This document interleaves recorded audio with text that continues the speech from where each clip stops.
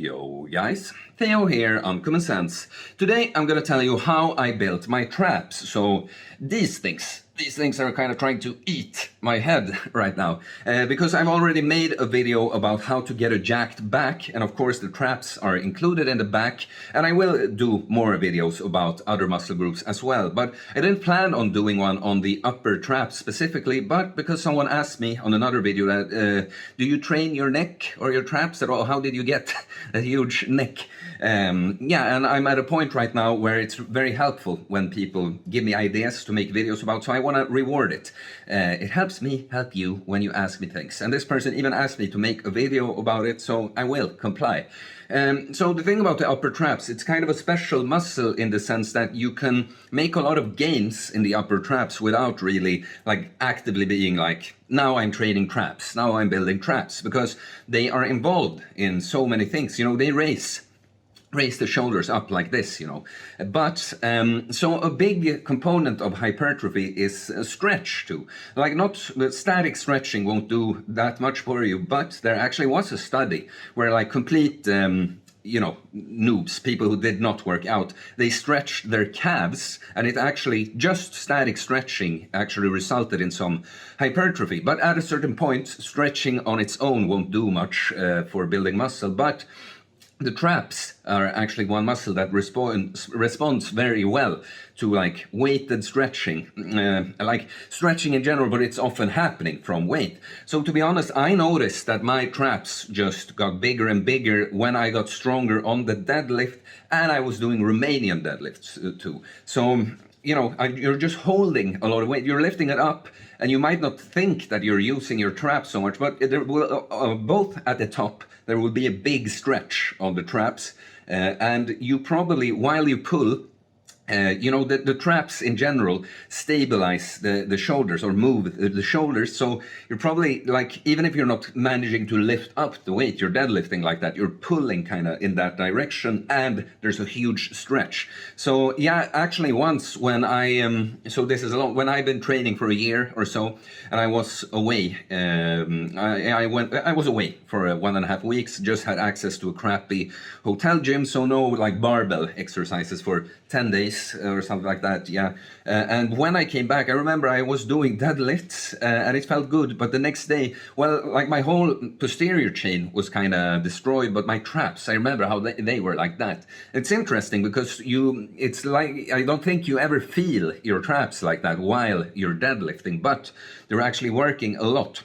And so one thing is just things where you hold weight, they will build your traps. So deadlifts and Romanian deadlifts would be two of the best ones. But even doing lunges with heavy kettlebells or dumbbells, that will put that stretch in your trap too. And again, they might do this if you think, well, what do the muscle do like this? But in reality, when you're just using your body, they just kind of also stabilize, make you, you know, keeping the shoulders where they're supposed to be, kind of. So this is one big thing of building traps, just things where you hold a lot of weight, and yeah, preferably move it in some way too, but yeah, the big weighted stretch and stabilization, the big weighted stretch on the traps and stabilization that we'll have to do. So the other thing is, like, we're talking about the upper traps now, the whole traps, it's kind of a kite-shaped muscle, like that-ish, you know. And so, but it's all one muscle. It's just that the fibers are running in different directions, but you can never like completely isolate a part of a muscle. You can bias a part of a muscle. So if we're talking about the traps, when they are pulling the shoulder blades in different directions, when we're up here, now I'm biasing the lower traps, pulling down the shoulder blades. When I'm here, I'm biasing the middle traps, pulling them back like that. And from the bottom, I bias them, the upper traps, by doing this. But realize that, again, you can only bias them, right? So doing a lot of heavy rowing, like you can see, I said you can't isolate one part, but you can maybe understand that the lower traps aren't doing all that much when you're pulling like this, and the upper traps aren't doing all that much when you're pulling them down like this. But when you're in between there, absolutely. So all the horizontal rowing you're doing, and especially when you go on a slightly lower angle, it will definitely involve, maybe you're just not feeling that you're pulling up like this, but even if you do a seated row like this and you pull back, yeah, you're definitely working your upper traps. And something like a bent over row, when you actually are on not only a horizontal angle, but actually slightly lower, you're definitely working your upper traps too. So this is what I'd say. Just having a smart, when you're training your whole body, you do compound exercises, you will, it will be very difficult not to grow your traps in the process if you do all these compounds, you know, and just have good exercise variety in general, that you will build some traps. But so what I would say, if you somehow feel still that you're lacking, the one thing, because I have my hip injury right now, hip hinges, those that I mentioned, I think are responsible for the most part for building my traps. Deadlift and Romanian deadlifts I've not been able to do in a long time, and so it hit me recently that maybe, like I do other rowing variations on the, I do the T-bar row. The T-bar row, definitely working some upper traps there, but just hits me that maybe I'm working my upper traps a little bit less on this program. So I actually added in some shrugs. And what I would say, if you understand how the fibers run, is I do trap bar shrugs. So the trap bar, you know, that bar you stand in, because then you're out here with your arms neutral, and that's it's. The upper traps are not only pulling the shoulder blades up, but actually in towards you like that too. So yeah, it's not that you doing a barbell shrug and holding it in front of you won't work the traps, but it's just a better angle. So if I had to pick one, it's the trap bar shrug.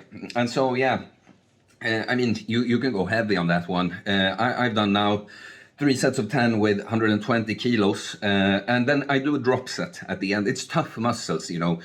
So I just, last time I did it, I did 120 kilos, removed 20 kilos, did 5 more, removed 20 kilos, removed 5 more. So that's, if I would suggest some like direct trap work, because I think most people won't have to do that if they just train smart in yeah, in general. But if I'd suggest some isolated trap training, it would be the trap bar shrug. So yeah, guys, leave your comment. Please let me know what other muscle would you like me to talk more about. What other train, like, because you know, when you're, as I said, my plan with doing videos about like different muscle groups is of course like bigger than, you know, like I wouldn't do, for instance, how to train biceps. I would do how to train arms, you know. But if someone asks something like that, I want to oblige, you know, so please let me know.